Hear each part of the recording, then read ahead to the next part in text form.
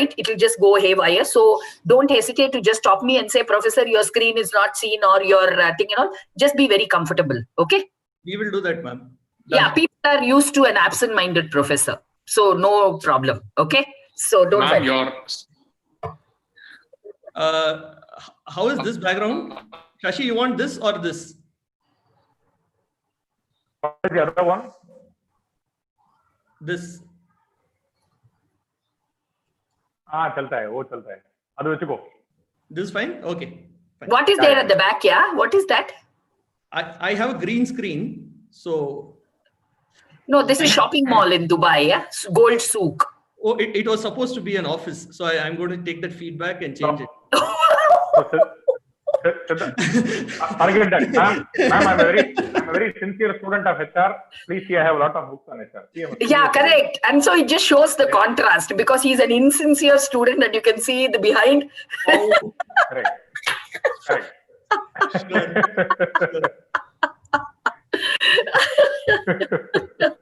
Okay, we are live on YouTube, and let's start this. Yeah, cool.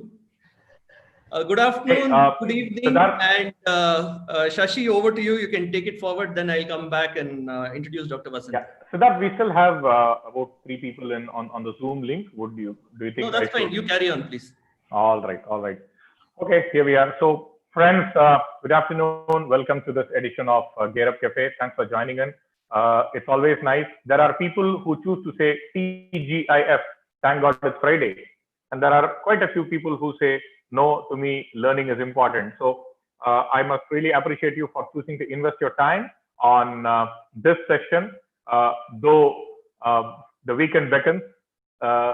Well, on another note, lockdown has ensured that every day is a weekday, not a weekend day. But then this is our attempt to ensure we deliver value to the HR fraternity, bringing in senior people from amongst us.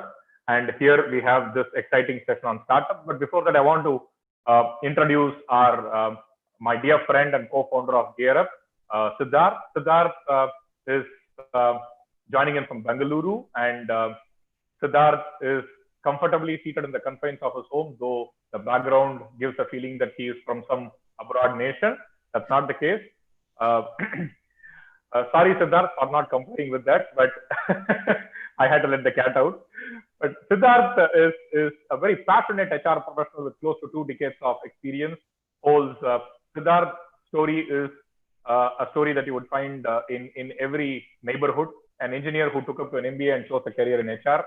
But that's not about that. What makes Siddharth special is that he is a mentor to so many young HR professionals, training them along the way over the last decade and a half. He's a passionate teacher. He's known for his straight talk, no nonsense approach, and ability to connect with people. He's also an author. He's authored about 4 books, and they are available on Kindle. I'll allow Siddharth to tell more about that, so that the readership for Siddharth increases, the tribe increases. Siddharth is a psychometrician, and he's done extensive work in understanding psychometrics. He's worked and got mentored with the likes of Dr. T.V. Rao, Dr. Uday Parikh. He worked with Dr. Surabhi Purohit, daughter of the late Dr. Uday Parikh, and quite a bit of work there. Siddharth has been associated with NHRD for about 15 years and done extensive work, has won accolades along the way, winning HRD Showcase Award for Best HR Practices. Talking of practices, his career is as distinguished as his personality. He's worked in aviation, he's worked in retail, he's worked in healthcare, IT, and is now with a startup. He is a student of HR, much like me, but for the external world, currently holds the designation of a CHRO. And that's about it. Siddharth, I hope I've done justice to your profile. I know it's a pretty lengthy one, but over to you and take it up from there. Thank you very much, Shashi. Good evening to all our viewers. Welcome, and a very, very warm welcome to Dr. Vasanthi, who has joined us. Shashi, thank you for the generous introduction, though I kept waving out to you saying stop, stop, stop. Now it's Dr. Vasanthi's time. Thanks for that. And in fact, we have very little time today, so I'm going to go as fast as possible, because the idea here is not to be in front of the camera, but let viewers listen to Dr. Vasanthi. Dr. Vasanthi, for all of you who know her, is vibrant, confident, and encouraging as a professor. Her infectious energy is definitely very inviting. In fact, at a point in time, I just thought I should write Dr. Vasanthi's session and then send out a link, right? And that should have been enough to get us people. She is presently prof at IIMB in the area of OB and HRM. She's known for comfortably holding 5 or more different perspectives at the same time and comfortably working with them, with people, and facilitating a session as well. She's been to Germany and she's also, held a British Council visiting scholar of ICCSR at Nottingham in the area of corporate social responsibility. If I remember right, she also worked in the area of ethics, and of course, her consulting stints have been so large that we would often have to have more than one sheet of paper. So I'm not going to get into that. But quickly, tech R&D, and of course, Tanmatra, which is a women in leadership program that she has designed and co-created with another organization. Prof studied in XLRI and then, of course, did her PhD or fellow program in IIMB. I was just musing that probably while she was doing her fellow program, she was telling her profs, wait, I'm back soon, right? So that's Professor Vasanthi for you. Ma'am, you are presently on mute. I'm going to request you to unmute. Siddharth, can I make a couple of guidelines announced here before we go ahead? Sure, please. One. Friends, I shall be hosting the session for you for the day along with Siddharth. And while you participate on the YouTube link, I would encourage you to have your questions shot on the YouTube chat, which I am moderating from here. I shall pick up your questions and pass them on to Madam and have that answered as we go along. I'm sure you'll appreciate the fact that given the paucity of time, we may not be able to take all the questions. If there is anything more that spills over, we'll be happy to take that and get back on the WhatsApp group that we have created for this and continue the queries to flow and answers to be responded to. Thank you very much. Shashi, just a minute. There are 19 others who joined the Zoom chat. So I'm going to request them to go to YouTube. Just give me a moment while I do that, a little bit of housekeeping. But I don't want anyone to miss out on the session. And hence, okay.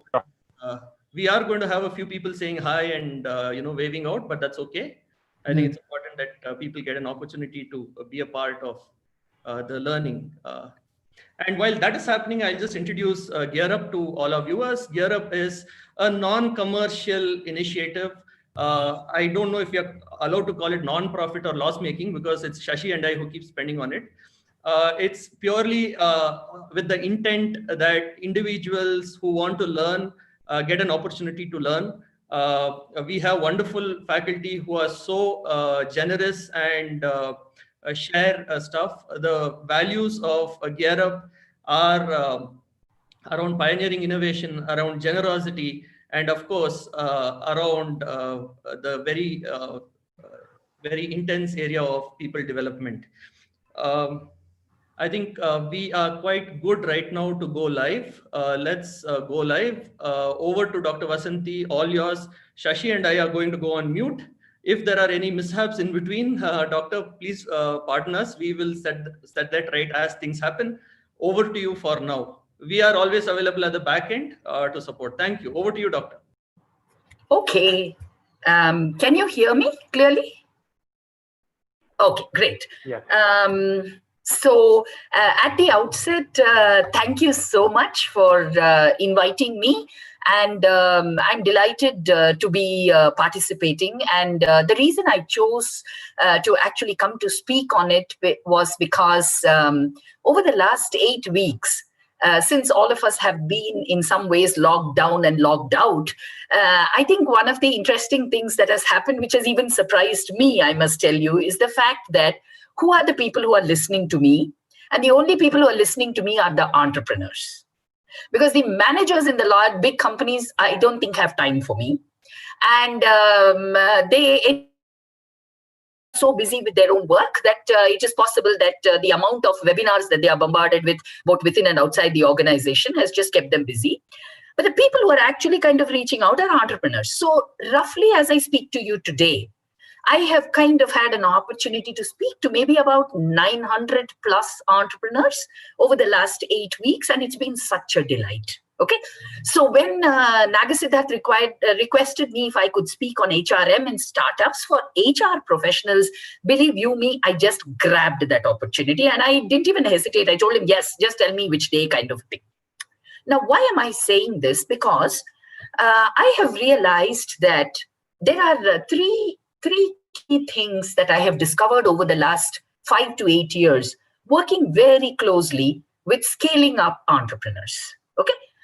And so I'm first going to take, so let me just kind of structure the session.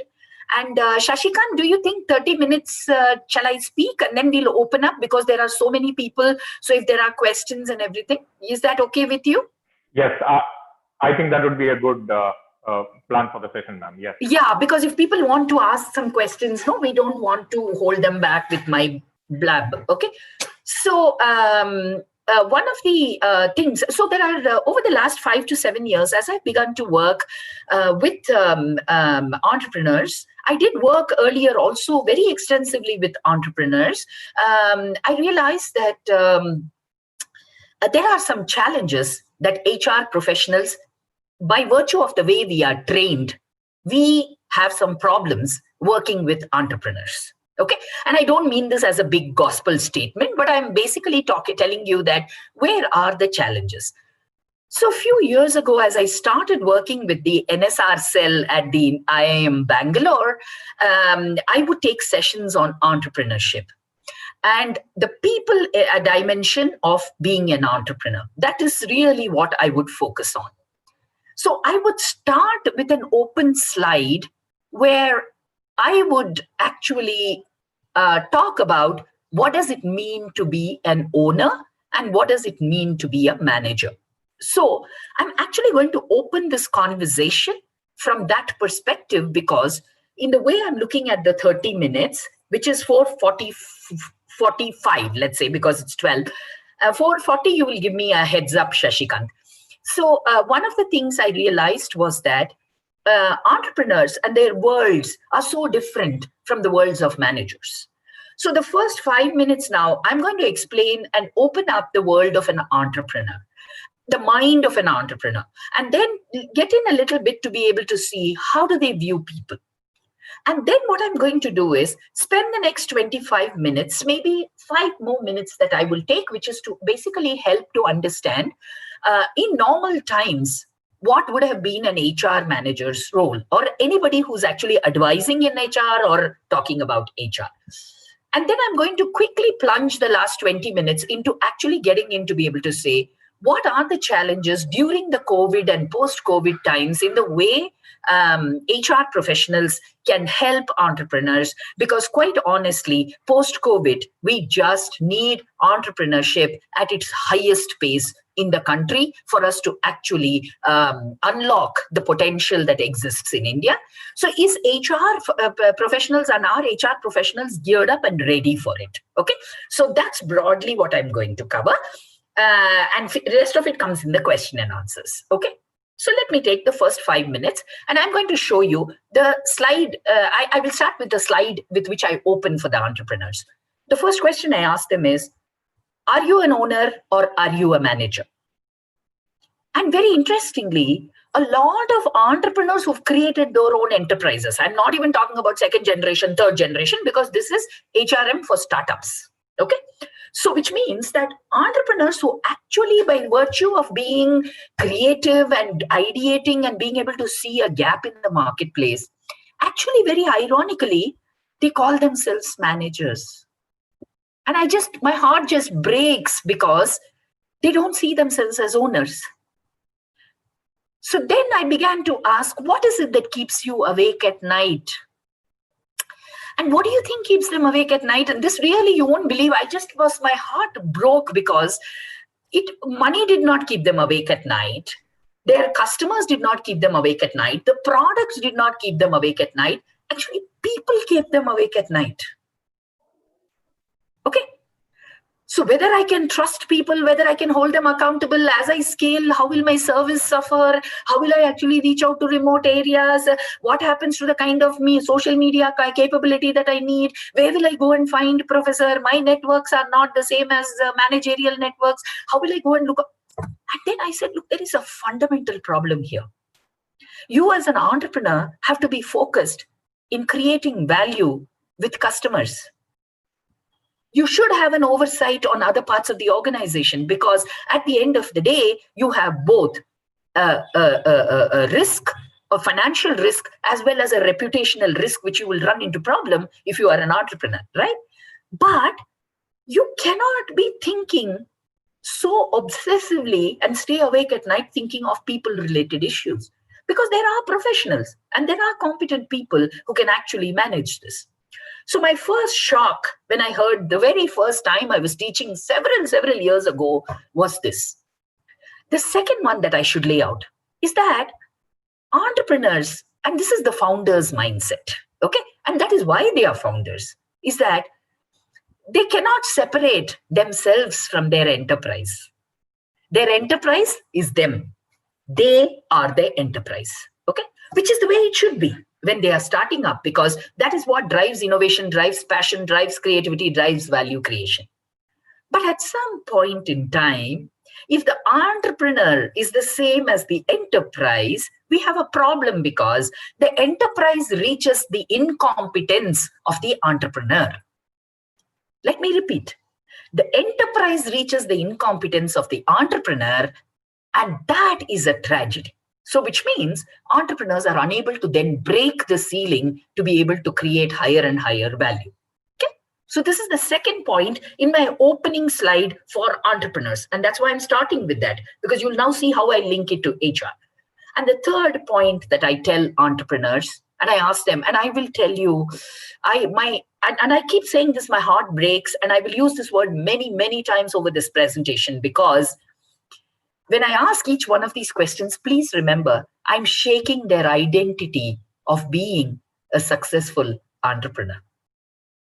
Okay? The world is celebrating their success. They are indeed big people when they come into my rooms, into the classroom. And the third question I ask them is saying, what should be the measure for your success? And what should be the measure on which I should measure your enterprise's success? In some ways, it's just heartening, because by the end we come to the third question, they are really reflecting, because they suddenly realize that the company has outgrown them. The enterprise has outgrown them. Yeah. And the reason I'm saying this is because it suddenly hits them that they have lost their dominant perspective, which is to be an owner, a value creator. Okay. Now let me share with you very quickly how I would put a slide for HR professionals. If I had to put the same points on an HR slide and opened it to talk to HR managers, okay? And believe you me, when I ask these questions, please remember, I am an HR professional myself. And therefore, I can ask this question legitimately to all of you. The first slide I would put is that HR professionals are trained with a large company mindset. Our training in our institutions is a large company mindset. None of us have ever encountered or walked into a small or a mid-sized company. We also have a very elitist mindset, where somehow entrepreneurial organizations are not as professional as large multinational corporations. Okay, please remember that every large company in the country was once upon a time an entrepreneurial company. It's because some well-meaning people came together to support that organization that they grew to what they are today. So I find a lot of HR professionals trained in the mindset of this large companies actually are incompetent and incapable of being able to work with an entrepreneur. That's my first statement. If I were to talk to HR professionals like I'm doing now, my first statement is, let me throw this at you. Yeah, you don't have the competence to do it. Okay. Second one, even more interesting. A large company mindset contaminates you. Why? Because large companies don't have crunch of resources. Large companies need people to walk in every day to do tasks and activities. Unfortunately, small and medium-sized companies need people to walk in to deliver on roles and responsibilities, often that they are not even equipped to deal with. Because the beauty about startup and scaling up organizations is day one learning is not day two learning, which is not day three learning. And at day 7, you have 7 into 7 into 7 into 7 learning, not 1 times 7 learning. Okay? So it's a geometrically proportionate, progressive learning. Okay? And that most of us can't cope with, because linear learning, moving from policy to formula to execution, we are very good at it. Okay?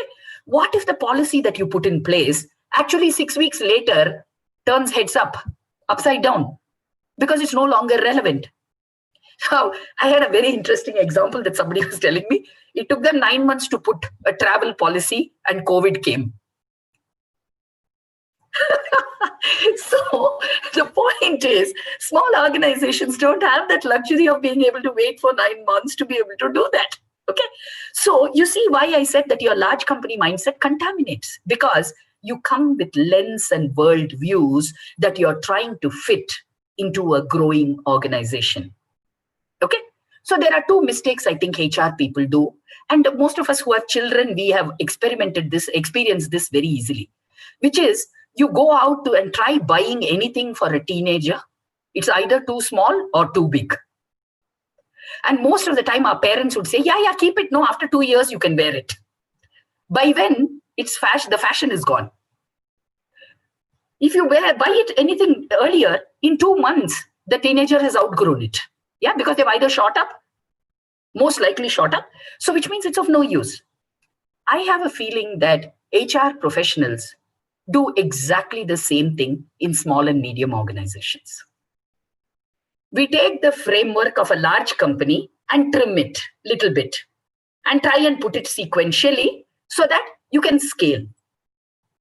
And I remember, I think it's Peter Senge who once wrote saying that if you try to cut down an elephantine problem, okay, when you cut it down, you don't get an elephant after that. You just get 5 elephant parts. Because there is a whole and there is a piece. So you may have designed this world's greatest appraisal system, but when you are implementing it to a small organization, it's not shrinking in size. It's a new dimension. Okay?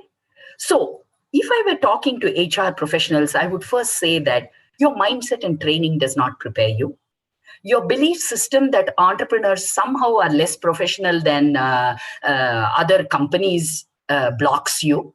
And last but not the least, you think that the frameworks that you have equipped yourself for will actually work in these contexts. They cannot and they should not. Okay. So pre-COVID world, when I looked at what is it that entrepreneurs need from HR, okay, I realized that they only need 3 things. The first thing they need is for someone to understand where they are coming from. Okay? Someone to understand where they are coming from. So let me give you an example. This entrepreneur walked up to me and he told me several years ago, Professor, I am 9th generation in my family. Our jewelry shop, we were jewelers to the Mughal dynasty. Okay? I carry the responsibility of 8 generations. I cannot afford to sink anything. I know we have to professionalize.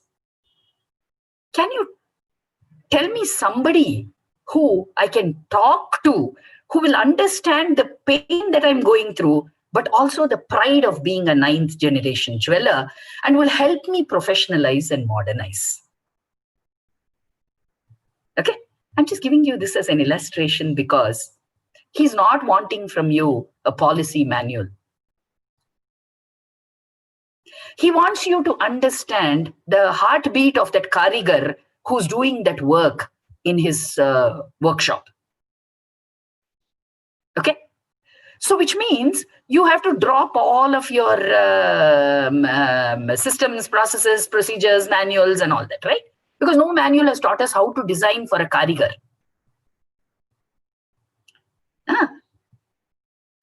Interesting. And very interestingly, they have been able to preserve.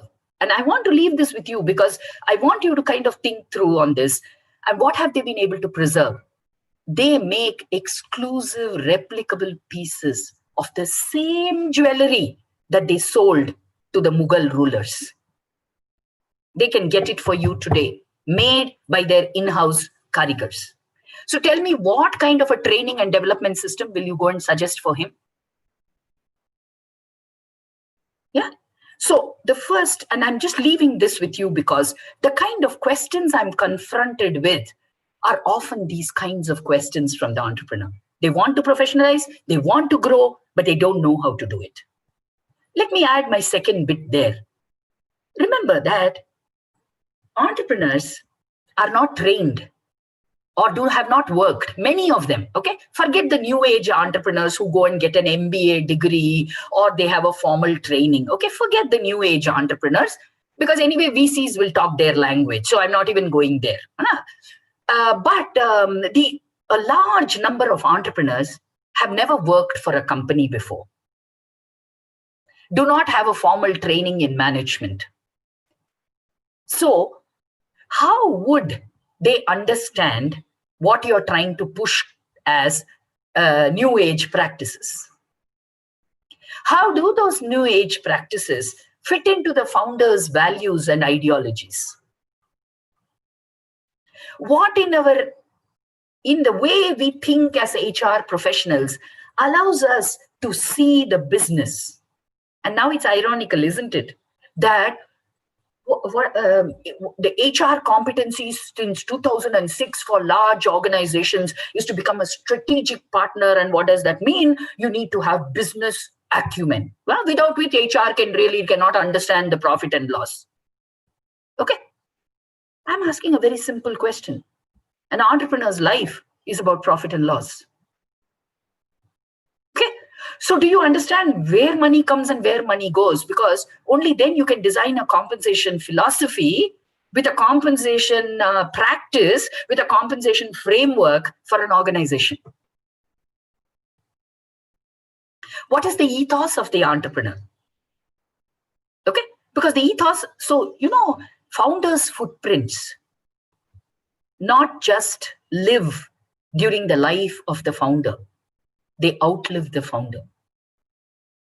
So when an IBM says an IBM way or an HP way, remember that every time that is said, there is also a Wipro way.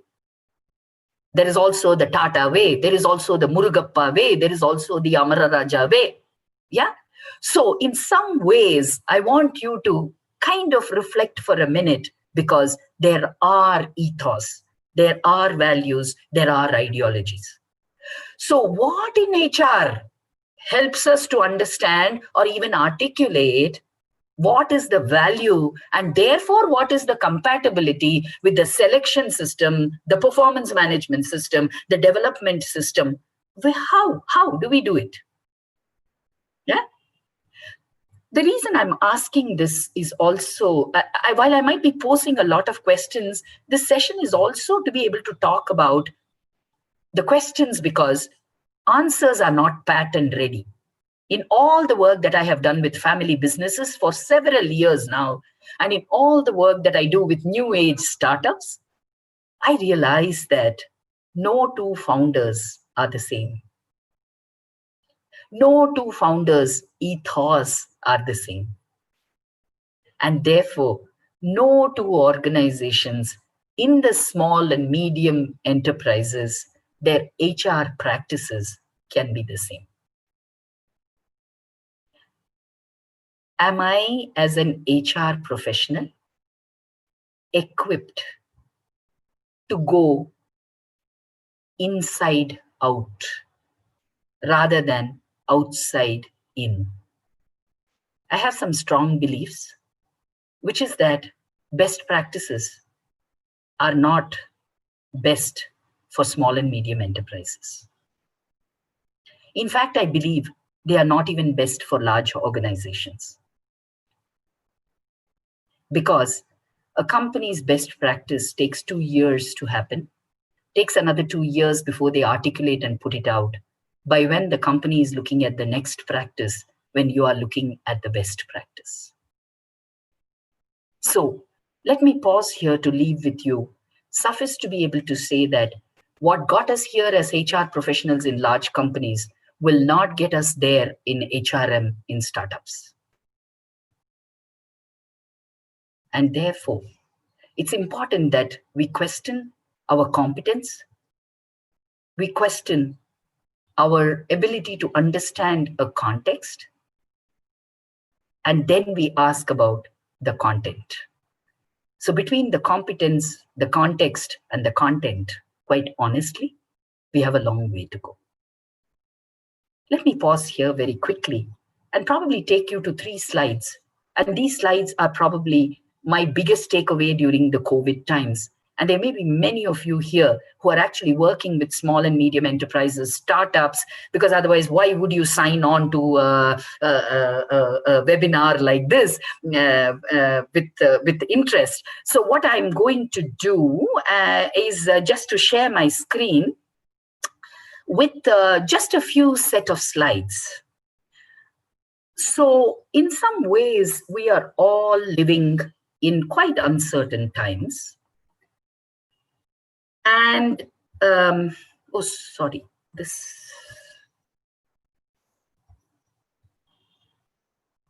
And in these uncertain times, what are the challenges as HR professionals if you are looking on how to enable your entrepreneurs? Okay, so this is a little bit of my thinking. And I'm just going to raise them. You must look at this as some preliminary thinking. It's not like, I have a clear understanding. So what have I been doing? I've been just asking entrepreneurs 3 sets of questions. And I'm using that insight to be able to talk for the next 15 minutes. Am I on track, Shashikant? Do I have 15 minutes? Yeah, great. So I basically said, what is it about COVID that makes it so distinct from anything else that you have experienced? And then the second piece, I can see some waiting room. Okay, but I'm sorry about that. I'm getting distracted, Shashikant, sorry. There's something coming up on my thing about people entering in the waiting room. Okay, you'll take care of that? Yeah, we will take care of that. Siddharth, you could just address that. Please carry on, ma'am. Okay, done. So I was asking entrepreneurs 3 sets of questions. The first question I said is, what is it that makes COVID so different from anything else that you've been through? Because all of us have been through recessions, at least 2 rounds of it. We've been through the financial crisis. So what is it that makes it different? And then I went on to ask the second question saying, what are the kinds of issues that are preoccupying your mind as you're kind of thinking about the next few months? And then I kind of captured the salient ones that was really kind of bothering people. And then the third question that I said is, what are the kind of decisions that you think you may be forced to take? Okay. Interesting that the first question that I asked was, what makes COVID so different?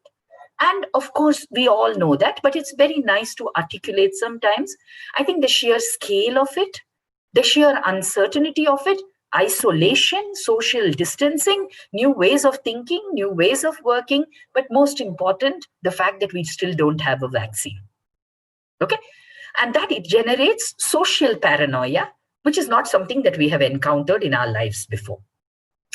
Fair enough, this cuts across all the groups, but when you ask entrepreneurs, so what are the challenges? See, it's quite interesting. There are 2 big challenges that are arising for them, and I think they are very important. The first one is they don't know how the recovery is going to look like. Okay? And this is important because even economists are not very clear on this recovery. Large corporations have the specialization, the networks to be able to think about it and get these kind of different permutations, combinations done, assuming that it is, a U recovery, a steep V recovery with a very quick recovery, or is it a W recovery because the epidemic itself is W. It goes down and then comes back again and then goes down and then comes back. So what is the nature of recovery? So as an entrepreneur, I'm unable to predict. So if I open my mall, and this was such an interesting question they kept asking, if I open my mall and let's assume that for whatever reason, the numbers that go up, then what do I do? Right? Do I have to close down again? And if so, what will the government close down and what will be the implications? Because the amount that I'm going to spend in opening the mall to the time that it actually I get a window to actually get people to come in, will it then come back again? Then in which case I have to close. So nobody has answers to this, but you still have to make decisions in terms of how you're going to invest. So this is one set of issues that came. The second set of issues that came, and of course you would expect as an entrepreneur to be the most burning question, is really about cash flows. And I finally realized that cash flows have a direct bearing on HR. We always knew that, right? People are a cost. While people are an asset, people are fixed cost. And therefore, if an entrepreneur has a cash flow problem, how deep is that cash flow problem will determine very quickly what is the way the HR has to be managed in the organization. So I'm using that information plus some of the insights that I have had over the years. And of course, I have a PhD student studying HRM in VC-funded startups. And therefore, I do have insights from different perspectives when I am making some of these statements. But please don't expect a certain gospel truth, one slide, which says, here are the 5 things HR professionals have to do. I don't think I have the competence at this point in time to even be able to recommend or prescribe. At this point in time, I'm equipping myself with ways of thinking, and that's what I have to offer you. Okay? So what are the questions to ask? How much cash does my organization have? All HR strategies are woven around this simple question. Do I have enough for 6 months? Is my pocket 12 months deep? Or is it 18 to 24 months? Okay? We know people are a cost. And therefore, this question is the most important one for an HR professional. If it's less than 6 months, there are tough decisions that are going to be taken. Most likely, by now, many entrepreneurs may have had to take the decision without even consulting you, because the intensity with which it must have happened, or you have been a part of the decision. As an HR person, how can I shape people's mind to be frugal? Because remember that all costs cannot be cut.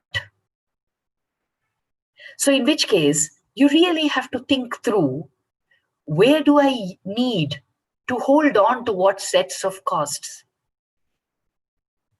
Where would I begin? I cannot take out on the lowest employee there, because the lowest employee adds the smallest portion to your cost. And anyway, they are on commission basis or incentive basis. So which means that the variable cost is not available since there's nothing to sell. Whatever cost is available is only the fixed cost of the salary. Okay?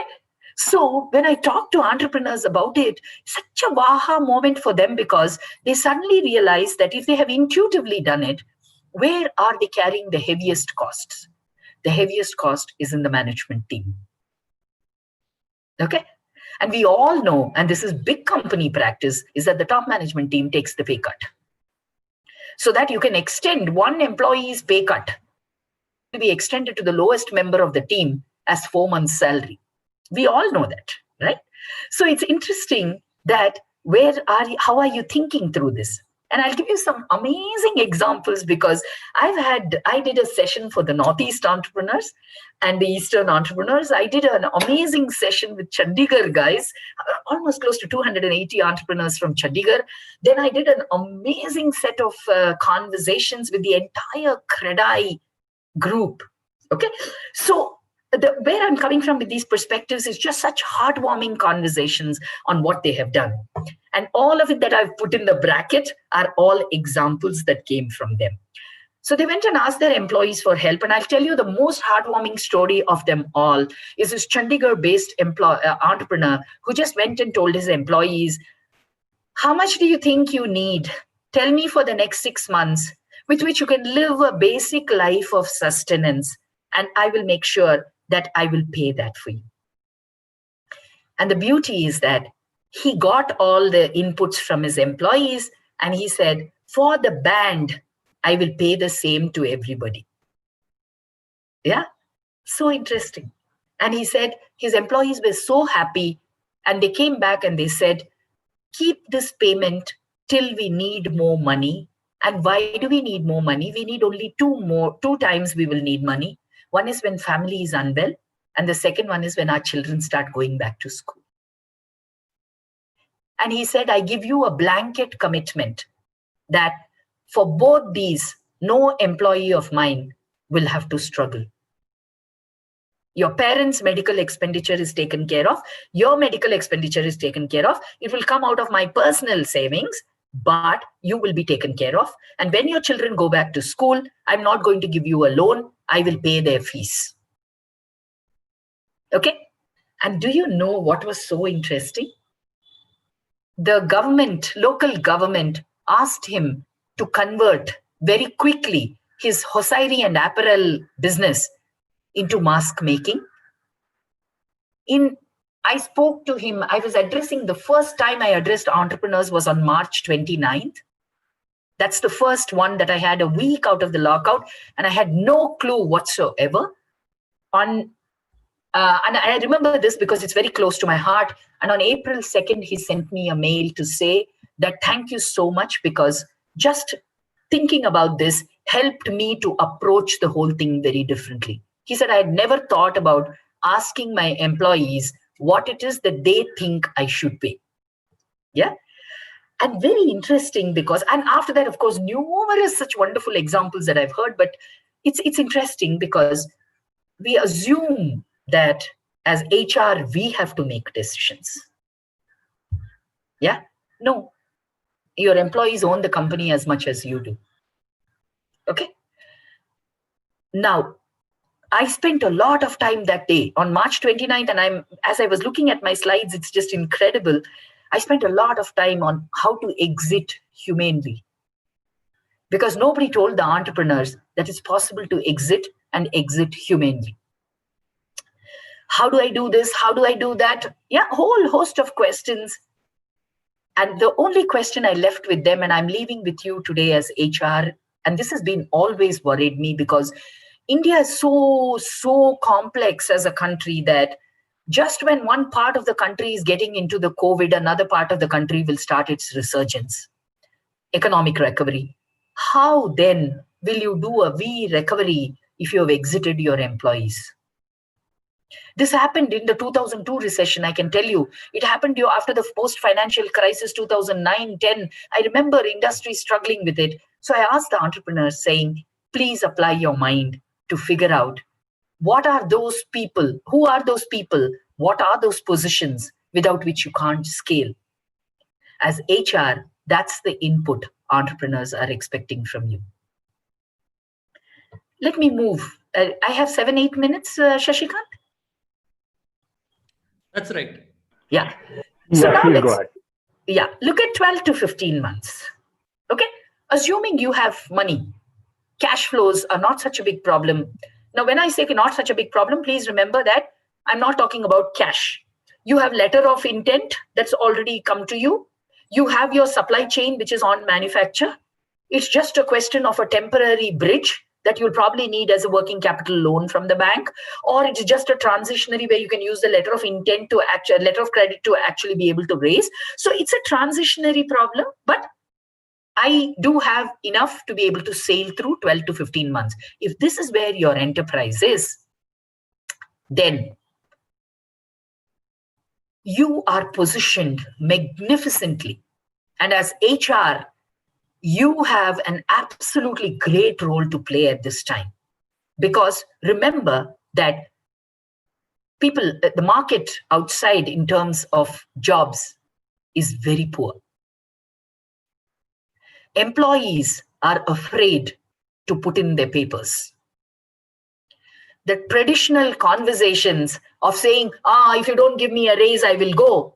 You actually have the luxury if you are in that kind of an organization. And I'll give you examples of entrepreneurs who told me that my employees are holding me to ransom. I said, just sack them, because anyway, your revenues are quite low. So I asked them, saying, what's your sales for this month? Almost zero. So what do you have to lose anymore? Okay. So quite honestly, as HR professionals, are you advising them saying, get the culture of your company back on track? This is the time for many of the HR in these companies to shape the culture of the organization. Okay, what a great opportunity. What a great opportunity. I'm not sure whether we see our role this way. Get your leadership team to solicit new ideas. Get them to experiment. Ask people to give suggestions on new products. Anyway, everybody's forecast is up in the air. So how does it matter who forecasts, right? And decision-making, people say that a rookie in terms of uncertainty is as right as a senior experienced manager, and maybe more right, because anyway, there is nobody who can predict the context. Okay. Are you messaging urgency? Saying that, look, boss, I want you to think long term. I want you to think strategic. Let's get our act together. You don't have to slash and cut. Tighten the performance management process.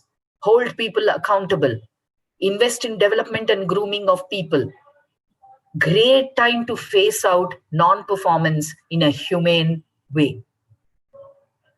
Because you can now reassign people. I don't mean exit. When I say phase out, does not mean exit, because automatically everybody's mind goes to getting rid of people. No. Traditionally, entrepreneurial companies don't get rid of people easily. So don't impose your new generation value system on an old generation organization. When I say phase out, get them into other parts, reskill them, upskill them if it's required, because you remember that the market is very, very tough and unforgiving. So you have an opportunity to actually get people to reskill. And finally, what is the biggest bane in an entrepreneur's life? It's the lack of succession. If your organization can move for 12 to 15 months, quite honestly, you are the strategic partner HR to this entrepreneurial venture. Use the old vocabulary in a new context. Okay? So let me move to the last slide and I close with this. If you have 18 to 24 month deep pocket, right? As HR, you have a tough job, boss. Because there's sheer complacency in this organization. Okay? People know that they will be fed and taken care of for 2 years, by when we know for sure that COVID will go. But remember that all the competition, all your other competitors are struggling. And when you are in a crisis, you become very innovative. You know how to, what have your competitors learned that you are never going to learn? Which is difficult times. So your competitor employees have learned how to manage frugally, have learned how to stretch the rupee to 10 rupees. They have learned how to experiment. They have learned how to negotiate with the client. They have built relationships, because crisis forces you to think in ways that you will never think on a normal day. They have acquired all of those capabilities, whereas your employees are sitting duck thinking that the pre-COVID world is the post-COVID world that they enter, because they don't have to worry. Go radical, go transformatory, go the whole hog. And if there are ideas which are what blue ocean strategy, I don't know, they used to be called all of those in pre-COVID times, but whatever it is, just do a visioning process. Did you have business plans that you decided to junk because at that time you were thinking of scaling and growing? Okay. If you are doing all that, now is the time. You actually can enable the entrepreneur to pivot the organization. To pivot. Because this is the time to ask fundamental questions. Is the purpose for which you set up this organization, is the purpose itself over? Even more interesting, you have all your competitors, everybody around who's crying hoarse. You want to use them as a great lever and a strong threat to actually get your employees to look inside.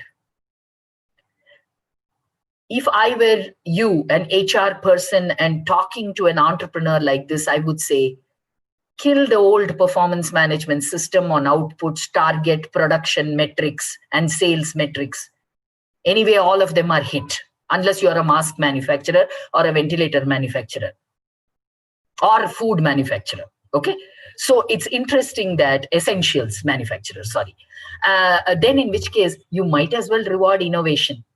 You might as well taking behaviors. You might as well reward what is known as out of the box thinking, for which you are always struggling to get from the performance management process. This is the time to implement strong systems and processes. Is your quality the problem? Is your support the problem? Is your service the problem? Are the salespeople, don't you have a way to track who are your customers on whom you have to invest? Did you want to invest in an ERP that you have not been able to do? Do you want to invest in a customer relationship management software? Do I want to upgrade my Tally? I can give you millions of ideas, because organizations, when they scale post-COVID, require investments during COVID. Yeah. If you have to keep customers happy 5 years from now, your IT system needs to go in place today. Because it'll take you 1 year to find a vendor, 1 year to get a system that stabilizes with the employees. By then, post-COVID world, at least we will have a new reality, and hopefully you'll start scaling them. And that's why if you have to get the organization ready to scale exponentially, they require only 3 things: systems, processes, and people. On that note, let me pause. Over to you. Thank you, Dr. Vasanthi. Would you like to continue sharing the slide, or? No, I think I can stop the share. Yes. Thank you. Thank you. That helps. Dr. Vasanthi, while you were sharing, so much around both startup companies and entrepreneur, could be old generation companies. Something that came to mind is, especially among startups, there is a view that the stage of startup could be Series A, Series B, Series C, and so on, tend to determine the HR practices.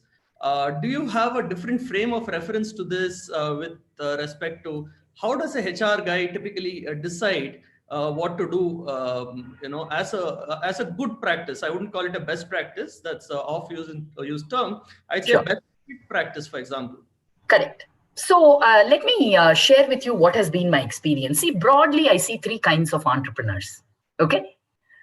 So first, let me start with the 2 big category of entrepreneurs. I call what I call as career entrepreneurs and professional entrepreneurs. Okay. Let me make quickly the distinction. A career entrepreneur has no formal background in entrepreneurship, just had this great idea, great tool, great technology, and said, this is what is needed for the customer, and I'm taking it to the marketplace. Often you will see that these are tech people who have found a niche and know that the customer is going to need it, because either they have suffered themselves or they think the market is ready for it. These are career entrepreneurs, which means they have no formal training. Now, a career entrepreneur can come very late in life. So professional entrepreneurs come often with a formal training, or they have worked with a large organization. They understand the systems and processes. Now, the professional entrepreneurs, right? They have networks. They have seen people.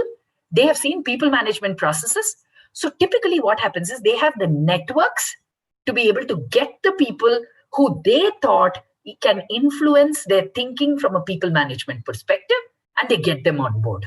Okay, so I am not going to focus on professional entrepreneurs because I don't think they need attention.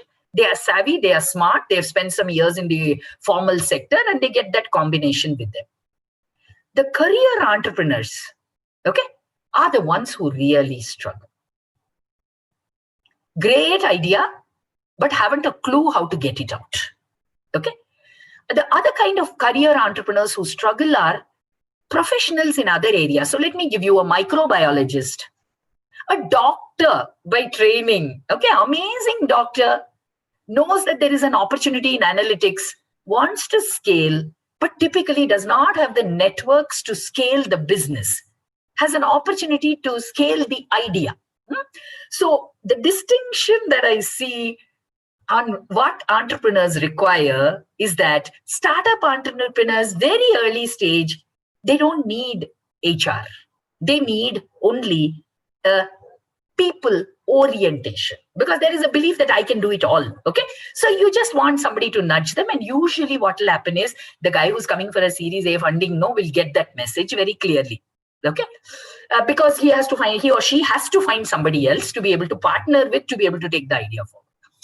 So I think it is by the time you are on Series, you jolly well think about the company. Yeah. I will use not so much series funding as much as I will use the thumb rule that we use, which historically we have used, which is the moment you're 20, boss, you don't have a single organization. You have 3 groups of people under one umbrella. Thumb rule that we learned, essentials. Okay. So which is the moment you hit a 20, you have a certain set of problems that you didn't have when you were 12. The next milestone, the moment you hit 50, okay, give plus or minus 5 here and there. Okay, these are all my numbers in what I have seen in my life. The moment you hit 50, you have a separate set of problems. So the problems when you hit 20 is, how do I make sure that everybody is met, everybody understands, I have an appointment letter for everybody, how do I make sure that, that's the kind of problem at 20. Just making sure that everybody is heard, because when you were 8, 9, 12 and all of that, you could do meetings every day. You walked across everybody's chamber. Now some people are working somewhere else. You're working somewhere else. So 20 is a key determinant. Between 20 and 50, what happens is, till 20, the people who come mostly, the first 10 at least, are people who are either known to you or known to your networks. So some pre-screening has already happened. By the time you reach 20, you have 1 or 2 strangers in the group. By the time you reach 50, you have 30% network, 70% no network. You're out of your network. And then everything starts coming and you need attendance. At 30, you will need attendance. At 40, you need leave in a system, because now you can't maintain. The security guard is not enough to keep track of who came and who went. Okay. So you see, it is a certain pattern, because by the time you're 50, if you don't get your basic admin in place related to people, you have some really challenging things. And then the next milestone is very interestingly 100. Because by the time you're 100, remember that no more proof of concept, no more idea testing. You've got your first customer, usually you've sold it to multiple customers. Now customers are hitting you, because they are saying, what is this? You came running and tell pilot, help us build and all, and now you don't know how to scale. Now starts the problem. By the time between 50 to 100, you need people who are working on the product to enhance. You need people who are working on solutions to create more value in the future, but you also need repeatability, predictability, quality, consistency. Your invoice can't go whichever day you decide, and you can't hold them to ransom to pay. It is a nightmare between 50 and 100. So in 50 to 100, you need an HR-oriented person, because till 50, you could have done with a finance person with an orientation to HR, an admin person who could look at it a little bit. You could look at a marketing person who spent 25% time in HR. As long as an entrepreneur, you have some oversight. Okay. But the moment you touch 50, or you've sold to 1 or 2 customers who are saying delivery, then you definitely need HR. Admin is not enough. Yeah. And often, unfortunately, my experience has been entrepreneurs hire HR once they've reached 200 people. And therefore, when an HR professional comes, typically there are 75 grievances pending on day one. Yeah. So that is the challenge. We can hear a bell ringing here. It sounds familiar, ma'am. Shashi and I have managed in multiple companies, also had an opportunity to work together. So, okay. Yeah, very, very familiar. It was more like 10x of that 75. Dr. Vasanthi, is it prescriptive or is it, let us say, a facilitative, non-prescriptive, querying or inquiry that is required from the HR guy in terms of almost personalizing HR practices versus, standardizing and copy pasting? Very good question. Very good question, because I have thought about this quite a lot. And as a part of something that I was doing on people management for entrepreneurs, I went and interviewed HR people who've actually worked with entrepreneurs. Okay. And then I realized that a lot of entrepreneurs who actually scaled very, very effectively on HR have had somebody assist and advise them informally on prescriptive HR practices at early stages. So that's a very insightful one for me. That was very, very good takeaway, because somebody had helped them to say, look, boss, you are now 25, do ABC. And that was not a full-fledged HR person. It was actually someone in their acquaintance or their networks who, based on their prior experience in their organizations, advised them with templates. Okay, so which is why I said, no, it's not the HR professional, but it is the HR insight for the entrepreneur. And that HR insight for the entrepreneurs has come much earlier, very, very early, either because of their network or because of their acquaintances who told them what they should do. And obviously the entrepreneur was open to being able to test. At that stage, I think a lot of entrepreneurs, even now, if you give them something, they know how to respond to it. So the prescriptive role with a descriptive role is iterative between HR and entrepreneurs. Yeah, you tell them, look at this template, then they'll say, no, but why are we putting this? But by themselves, you ask them to create a template, they are never going to do it in their lifetime. Ma'am, talking of templates, we have a question from Nandini who says, there are a lot of ready templates available online in various chat forums. Is it a good idea to download them and use it for a startup HR to set up policies and procedures? No, Nandini, in fact, I would not even recommend that. Okay, I would not recommend that. In fact, one of my biggest worries is that this Control-C culture is what has probably killed HR. And I will share with you why I'm saying this. Okay, and I'm going to give you a very simple example. Okay, very simple example, and it kind of really hits me. Now, I used to be very closely associated with a group of angel funders. And during the angel funding stage, I looked at, I'm sure those angel funders are really helpful people. They put one page which said, what should you look out when you're selecting employees? And I'm sure it must be one of these, from the website downloaded and gave. Now, I had an opportunity to facilitate a session where close to 42 of their entrepreneurs were in the room, and all of them had this template. And they were telling me that the template is not working. So I said, let's figure out why is the template not working. And fortunately, this was a training program for the ventures, right? So the angel fund guys, they were there for some part, and then after that they were gone because I was there. And one of them said, Professor, communication. And this guy runs 6 automobile dealership across the state. His turnover is 300 crores. Okay, so remember that these angel funders have various Obviously, they are funding his new business, right? But he's in the room with mindset of all the other things that he's doing. So very interesting. And then he tells me this doesn't work for my dealership. I said, why doesn't it work for your dealership? Because, Professor, I hire mechanics. How can they be fluent in communication? And then you won't believe it was interesting. Lot of the others, who are running some serum manufacturing startup, somebody who was doing a cupcake baking startup, to IT startup, to healthcare startup, to fintech startup, to everybody, they all said, it doesn't work, Professor. See, my salesperson, no, I want somebody who's very good at communication. Then how do I know what is good communication? So you won't believe, we just did a small workshop, identified 4 positions for which they were hiring. And I told them, forget about that sheet of paper. You put down what you want to see in the person who has to come to work for you. Okay.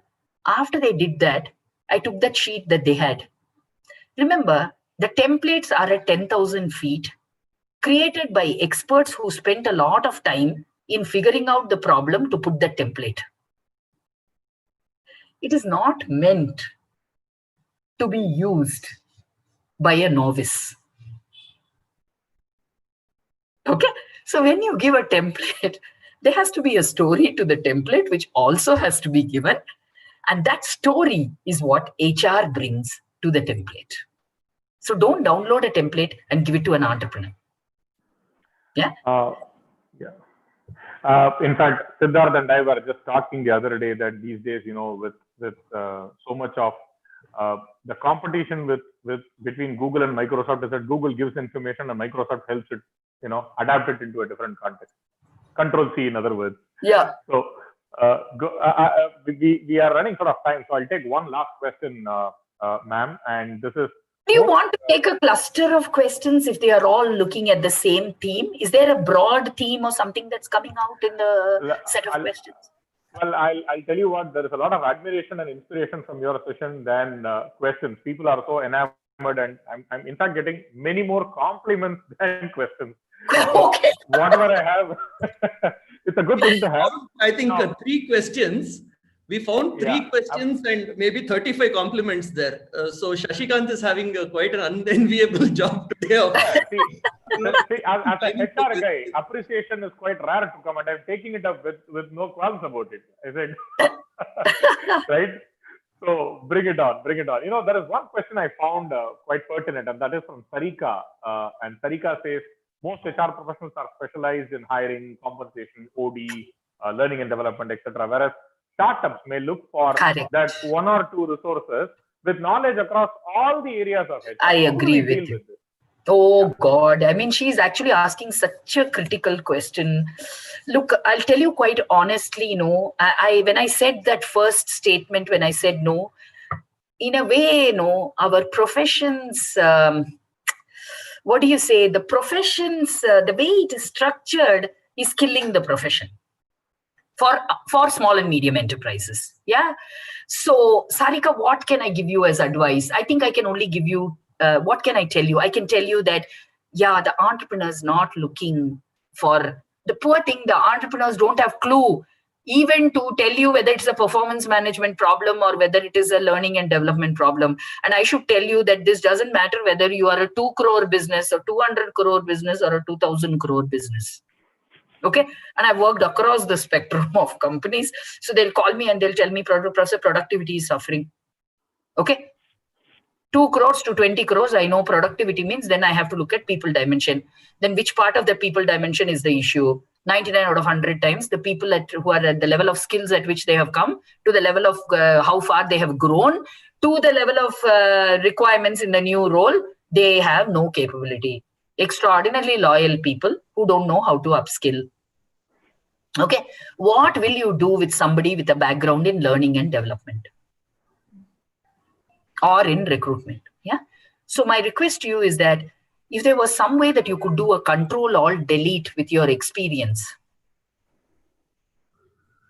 and just look at a very, very naive way of being able to say, what's your problem? And can I find a solution for you? I don't have the tools. I don't have the tricks. I don't have anything. Can I help you find a solution? I think if you go with a diagnostic mindset, so let me also close, because I don't want people going away thinking she just raised a million questions and didn't have a single answer for us. Okay, so I want to just leave. What would I want? What's the mindset that HR professionals have to develop when they are working with an entrepreneur or a startup which is scaling? Okay, maybe a senior management team of 3 or 4 people. What is the mindset? The first and the most important mindset that you need is actually a diagnostic mindset. You have to be like a little bit like a family physician. You go and say, I have a headache. The family physician says, okay, did you travel? Did you have fever? What did you eat yesterday? What happened? Whole lot of irrelevant questions prima facie to us. Why is he asking all these questions? Why is she asking me? I mean, all the time my doctor asks me these kind of questions, random questions. She said, have you had too much stress? Have you had too much travel? And then, suddenly you say, yeah, I've been traveling for the last 4 weeks or 6 weeks, almost on a regular basis. So when did this headache start? Okay. You need that kind of a diagnostic mindset. Okay. So I think that's the first capability for any HR person. And that I have learned over the years working with entrepreneurs, because their symptom is in one place, the cause is in another place, and the effect is in a third place. So for us as HR professionals, even pulling them together becomes important. Yes, Shashika? And the CEO's aspiration is all over the place. Yeah, exactly. So therefore, let me go to the second point in your in what would I leave you to think with. One, don't come from HR practices. Don't start with HR practices. HR practices are for large companies. Start by, and let me give you an example what I mean. When you have diagnose it. There are only 4 problems in HR. All HR solutions that we provide are only accountable for 4 problems. There are 4 big problems. The first one is it about attracting the right people? Is it about retaining the right people? Is it about grooming and developing the right people? Is it about holding people accountable? All entrepreneurs' problems fall into one of these buckets. And if you know which bucket it has fallen into, from there, go down further and ask the next set of questions. Okay? Because attrition, entrepreneurs will tell you, oh, we can't get right people, I try. Then sit down and say, where all can you not get the right people? And then you'll figure out in one part, 4 machines, I don't have the right people. Rest of the organization, is it working okay? Yes, nothing to complain. You see, but they will start with, because for them, that is the one that is hitting their cash flow. Okay, so you see this relationship, whichever problem hits the business the most, that is the only problem for that period of time in the entrepreneur's head. So as an HR, you should listen and treat that as a symptom, not as the cause. Yeah. So now you see the second one, which is don't start with practices, don't recommend practices. The third one, which is very important for HR, is don't think you are professional and entrepreneurs are unprofessional. There's a problem there. Family businesses are unprofessional. Entrepreneurs are unprofessional. What? If you as a professional label everybody else as a unprofessional, then what kind of a professional are you? Right? So don't put those value statements. And for that matter, HR also is not considered a profession in many places. Okay, so let us come with saying that this professional, the more you throw the badge of being a professional, the less the entrepreneur is going to respect you. And in fact, I've heard many entrepreneurs who tell me that, Professor, let people go and make 1 rupee and come back, Professor. I'm willing to trade places with them. Try selling something to somebody who does not want it and get 1 rupee check. And I'm willing to trade places. Entrepreneurs have told me that over and over they have told. Okay. So which means if you have to gain respect of the entrepreneur, you don't gain by saying you are unprofessional. Your company is unprofessional. The way you have run it is wrong. Come on. Many entrepreneurs have told me they don't want to talk to HR consultants. Why? Because they tell them the 10 things they've done wrong, not necessarily the 2 things that have done them right, which is why they are in the business and they are doing well today. Okay. So I think you see now where I'm coming from, that our profession is our greatest enemy when we have to work with small and medium businesses. So my request to you would actually be the 3. Get your diagnostic skills honed up, upskill, and don't treat HR practices as defining a HR professional. And last but not the least, professional is a 2-way street. You're professional in one and they are professionals in another. And therefore, when we start treating entrepreneurs as professionals in the way they are able to create businesses, automatically the question we have to ask is, how can I enable this professional to scale their business? And I think that's the conversation starter from HR. Okay. Thank you, ma'am. We are, starting on time is in our control, but ending on time is not on our control. That goes with the flow of the speaker and the enthusiasm of the participants. We have some questions coming in, but what we're going to do is we're going to kind of, I'm going to post those questions to you, but the answers, we will take it offline and pass it on to the WhatsApp group that we have for participants of this session. We're going to send the link for people to participate. And we are also going to post your responses on the WhatsApp group. So just to ensure that we recognize those seekers who ask those questions in right earnest, we have Sunetra Malik, who is asking, should HRs upskill and shift to entrepreneurship? What are all the areas to be kept in mind for development? We've got Dr. Nandi Shiremat, who says, what is the role of agile mindset in today's times for startup engineers from an HR perspective? And Manoj Nakra is asking, how do we go about culture creation in startups? So those are the questions that I would leave you with, and we will certainly respond on the WhatsApp group on this. So Siddharth, if you would want to take it up from here. Thank you, Shashi, for wonderful production management sitting 500 kilometers away in Chennai. Dr. Vasanthi, thank you so much for your time and your advice to all of us. I've already started getting requests saying, hey, can this be made a series, maybe once in a month or once in a quarter, where we get to interact with Dr. Vasanthi. So I will very humbly, on behalf of GearUP, leave that with you. And once again, a very, very big thank you to all our participants. Dear participants, please subscribe to our channel, like this video, and also share it with all your friends. We would definitely be delighted that many, many more of you become subscribers, join us on WhatsApp, and we continue to have a wonderful conversation. On that behalf, thank you, Shashi, again for the wonderful moderation and production management from Chennai. Dr. Vasanthi, for joining us. We really appreciate your taking time out. Thank you. And being so generous and sharing your knowledge and insights with us. Thank you so much.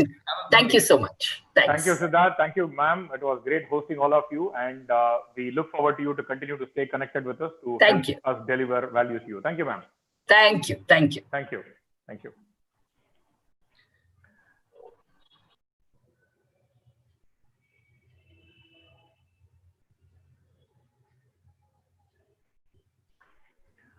Siddharth, I'm holding on just to check if ma'am is available as well. The others can drop off. Yeah. The other participants can drop off the Zoom call. I'm just ending the live stream.